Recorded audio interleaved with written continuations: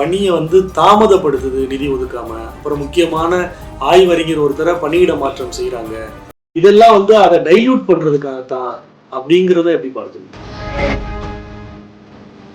கோர்ட்டுக்கு போயேன், மற்றதுக்கெல்லாம் கோர்ட்டுக்கு போறீல. உன் மினிஸ்டர் வந்து சாயா கேஸ்ல மாட்டிக்கிட்டாருன்னு உடனே 50 லட்ச ரூபா ஃபீஸ் கொடுத்து டெல்லியில இருந்து வைக்க நீ லாயரை கொண்டு வரையில. பேச வேண்டிய இடத்துல இருக்கிற அதிமுக அவங்களோட மறைமுகமா கை கொடுத்துருக்கு. இந்த சட்டமன்ற தேர்தலை ஒன்னா சேர்ந்து நாங்க சந்திப்போம்னு சொல்லியிருக்கு. அப்ப நீங்க பாத்துக்கோங்க, மாநில உரிமைகளை காப்பாத்துறது திமுகவா நீங்க பாத்துக்கோங்க.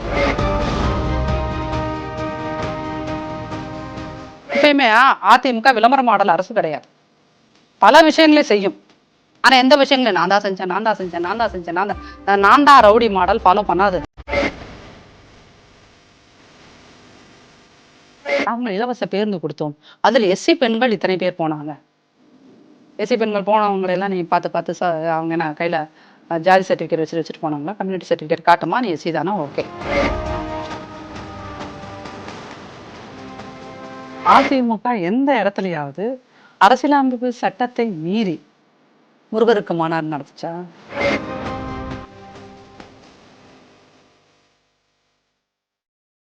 பணியை வந்து தாமதப்படுத்துது நிதி ஒதுக்காம. அப்புறம் முக்கியமான ஆய்வறிஞர் ஒருத்தரை பணியிட மாற்றம் செய்யறாங்க.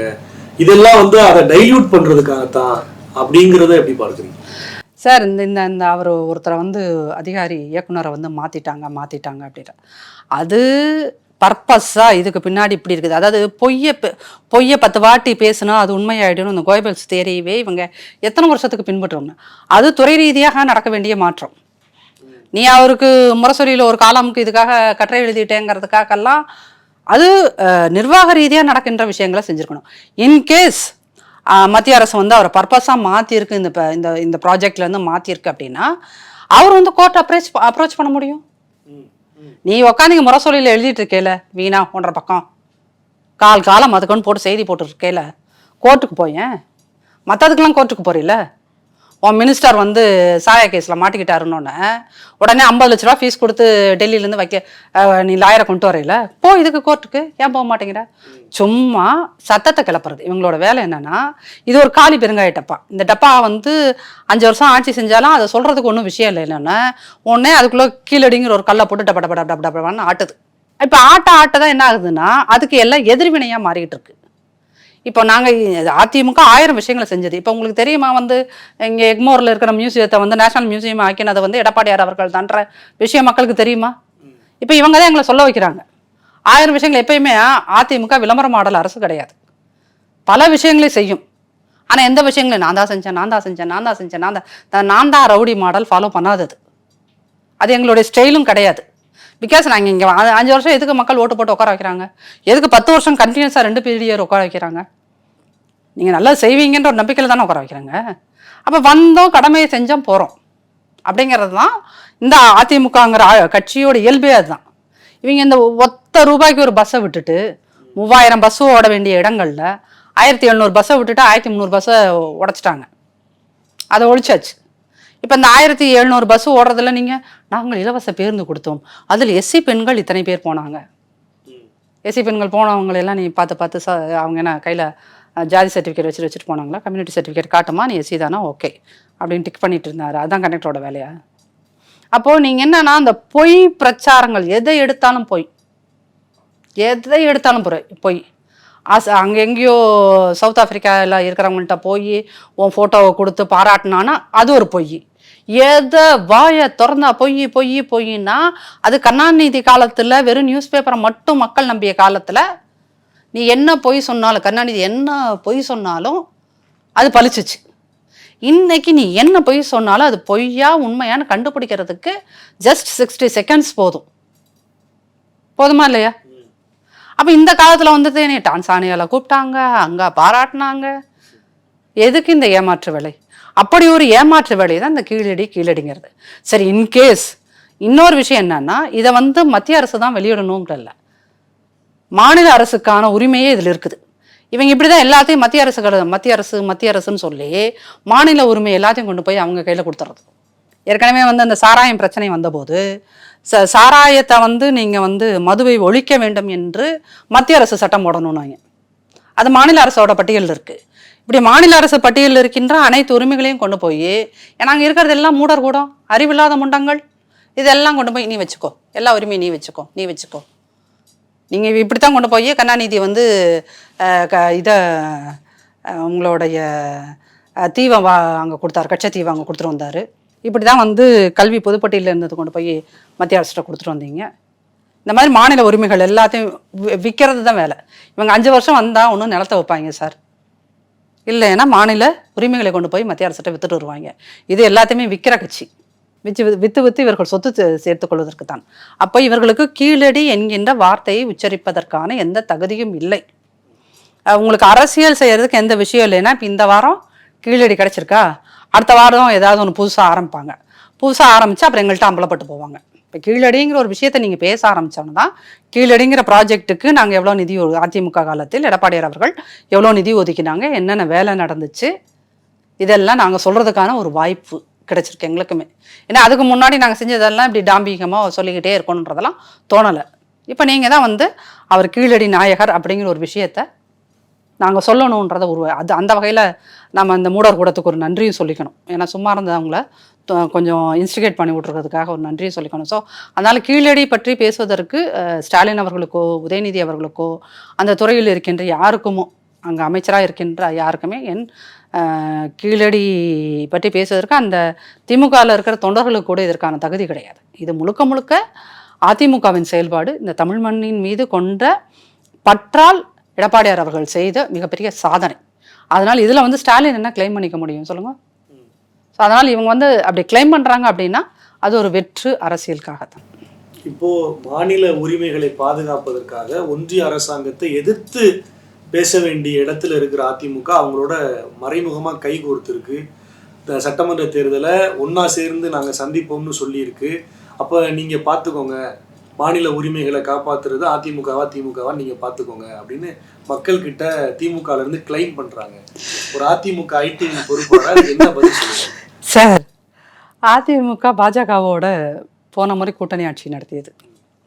அப்போது அதிமுக எந்த இடத்துலையாவது அரசியலமைப்பு சட்டத்தை மீறி முருகருக்கு மாநாடு நடத்துச்சா? அதிமுக ஆட்சி காலத்தில், எடப்பாடியாரோட ஆட்சி காலத்தில் எங்காவது வந்து RSS பேரணி நூற்றுக்கணக்கில் நடந்ததா? அதிமுக ஆட்சி காலத்துல மாட்டுக்கறிக்கு பிரியாணிக்கு தடை விதித்தது நாங்களா? நடத்துற முருகர் மாடு வந்து சட்டத்துக்கு புறம்பானதுன்னு சொல்றீங்க சார். இது வந்து நீங்க ஒரு விஷயத்த தெரிஞ்சு தமிழ்நாடு மாதிரியான ஒரு வளர்ந்த மாநிலத்தில் டெவலப்மெண்ட் இது மட்டும்தான் மக்களுக்கு தேவை, மதம் சார்ந்த அரசியல் தேவை இல்லை அப்படிங்கிறதுல மக்கள் தெளிவா இருக்காங்க. அதை ஒன்று நீங்க புரிஞ்சுக்கணும். மக்கள் தெளிவாக இருக்காங்க.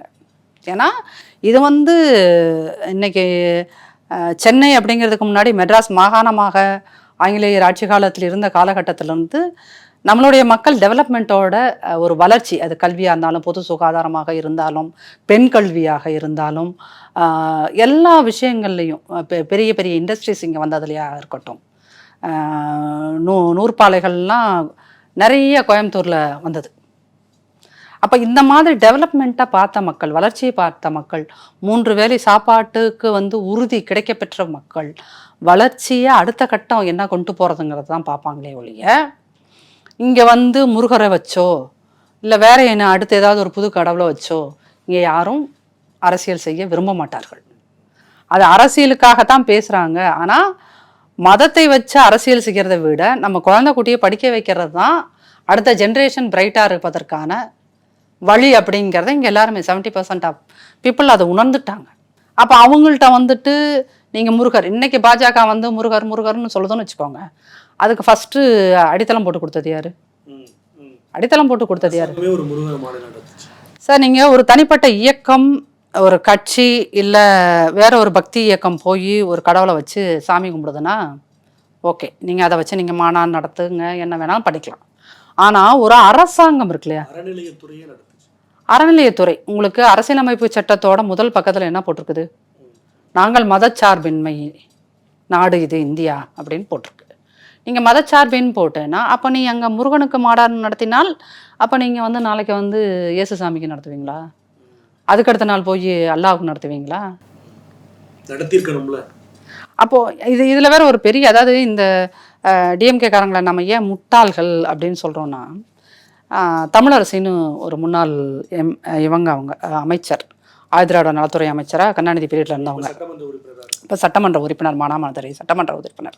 அந்த அம்மா எந்திரிச்சு கேட்குறாங்க, அந்த இது இந்த அறநிலைத்துறை கோரிக்கையின் போது கேட்குறாங்க, மானிய கோரிக்கையின் போது, சார் எனக்கு ஒரு கேள்வி இருக்குது, என்னம்மா அப்படின்னா, அந்த அம்மனுக்கு எப்போ நீங்கள் மாநாடு நடத்துவீங்க? முருகனுக்கு மாநாடு நடத்திட்டீங்க, அடுத்து அம்மனுக்கு மாநாடு நடத்துங்க. அதே நேரம் தான் உட்காந்து டாக்டர் எழிலன் கேட்குறாரு, நாம் மூட நம்பிக்கைகளை ஒழிப்பதற்காக ஏதாவது நடவடிக்கை எடுப்போமா அப்படின்னு. அவர் பேசக்கூடாது, உட்காருன்ட்டார் அப்பாவு. சரிங்களா? அப்போது நீங்கள் வந்து, அதாவது இது எங்கே போகுதுன்னு தெரியுது அவங்களுக்கு. ஒரு அரசாங்கம் சமயம் சார்ந்து மதம் சார்ந்து நீங்கள் எடுப்பதற்கும் ஒரு விஷயத்தை முன்மொழியும் போது இந்த மாதிரி கோரிக்கைகள் வர ஆரம்பிக்குது. அப்போது ஒரு அரசாங்கமே மதம் சார்ந்த பிரச்சனைகளையும் நீங்கள் கிளப்பி விடுறீங்க. அங்கே ஒரு வேளை ஒரு கிறிஸ்டியன், அதே டிஎம்கேக்குள்ளே ஒரு கிறிஸ்டியனும் ஒரு இஸ்லாமியரும் எம்எல்ஏ இருந்தால் அவங்க கொஞ்சம் ஸ்ட்ராங்கான ஆட்களாக இருந்து, அங்கே ஒரு கிறிஸ்டியனும் இஸ்லாமியரும் ஒரு ஸ்ட்ராங்கான பவர்ஃபுல்லான ஒரு எம்எல்ஏஸாக இருந்து அவங்க நின்று எங்களுக்கு வேளாங்கண்ணிக்கு ஒரு மாநாடு நடத்திடுங்க, இந்த பக்கம் நாகூரில் வந்து அல்லாஹ்வுக்கு ஒரு மாநாடு நடத்திடுங்கன்னு கேட்டால் அப்போ இந்த அரசாங்கம் என்ன பதில் சொல்லியிருக்கோம்? சேகர் பாபு என்ன சொல்லியிருப்பார்? சேகர் பாபு அவர் ஒரு உலக மகா சங்கி, ஒரு ஆர்எஸ்எஸ்காரரை விட தீவிரமான சங்கி அவர். அதனால அவர் நடத்திட்டு போயிடுவார் முருகனுக்கு. அப்போது உண்மையிலுமே முருகன் இருந்தார்னா இவங்க அந்த முருகரை வச்சுட்டு படுத்துகிற பாட்டுக்கு அவர் கையில் வேல் வச்சிருக்கிறத வச்சே எல்லாத்தையும் ஓங்கி ஓங்கி மண்டையில் அடிச்சுட்டு போகணும். அப்போ நீங்கள் வந்து என்னன்னா, சாமி வந்து இந்த இவங்க அப்பா தானே அந்த வசனம் எழுதினார், சாமி வந்து நேரில் பேசாது அப்படிங்கிறதுன்னு பராசக்தியில் எழுதியிருப்பார் கருணாநிதி. அந்த தைரியத்தில் தானே நீங்கள் பண்ணுறீங்க. அப்போ இது இங்கே மத அரசியல் அப்படிங்கிறது இன்றைக்கு இல்லை சார், என்னைக்காக இருந்தாலும் அது எந்த கட்சி கையில் எடுத்தாலும் அது வந்து என்றைக்குமே வெற்றியை தராது. அது தேவையில்லாதுங்கிறது மக்களுக்கு தெரியும். ஒரு அரசாங்கத்தோட வேலை, அது ஒரு வேளாங்கண்ணியில் ஃபங்க்ஷன் நடந்தாலும் சரி, திருவிழா நடந்தாலும் சரி, நாகூரில் நடந்தாலும் சரி, முருகனுக்கு நடந்தாலும் சரி, வேறு எந்த சாமிக்கு நடந்தாலும் சரி, அரசாங்கத்தோட வேலை என்ன? அங்கே கூடுற மக்களுக்கு பாதுகாப்பு கொடுத்து சட்ட ஒழுங்கு பிரச்சனை இல்லாமல் அந்த திருவிழாவை சிறப்பாக நடத்தி கொடுக்கணும். அதுதான் ஒரு அரசாங்கத்தோட. அந்த வேலையை நம்ம ஒழுங்காக செஞ்சாலே போதும். அதுதான் நல்ல ஒரு அட்மினிஸ்ட்ரேட்டருக்கு, ஒரு நல்ல நிர்வாகத்திறன் இருக்கின்ற ஒரு முதல்வருக்கு அழகு. நீங்கள் சாமியை வைத்து அரசியல் செய்தீர்கள் என்றால், அது திமுக செய்தாலும் சரி, இந்துத்துவ சக்திகள் செய்தாலும் சரி, அது மக்கள்கிட்ட எடுபடாது. அது ஒன்று தான். அதை இவர்கள் புரிந்து கொள்வதற்கு மிக நிறைய காலம் எடுக்கும். ஏன்னா அதுக்கு ஒன்றும் திமுக சைடு அறிவு இருக்கணும், இல்லாட்டா சாமியை தூக்கிட்டு அலையிற மற்றவர்களுக்கும் அந்த ஒரு புரிதல் இல்லைன்னா அது மிகவும் கஷ்டம். ரொம்ப நன்றிங்கம்மா. உங்களுடைய பொன்னான நேரத்தை எங்களுக்காக ஒதுக்கி கேட்ட கேள்விகளுக்கு தெளிவாகவும் விளக்கமாகவும் பதில் சொன்னீங்க. ரொம்ப நன்றி. தொடர்ந்து இது மாதிரியான பயனுள்ள நேர்காணல்களையும் அரசியல் சார்ந்த விடயங்களையும் தெரிந்து கொள்ள திங்க் பாலிடிக்ஸ் வலைப்பக்கத்தை பின்தொடருங்கள். நன்றி.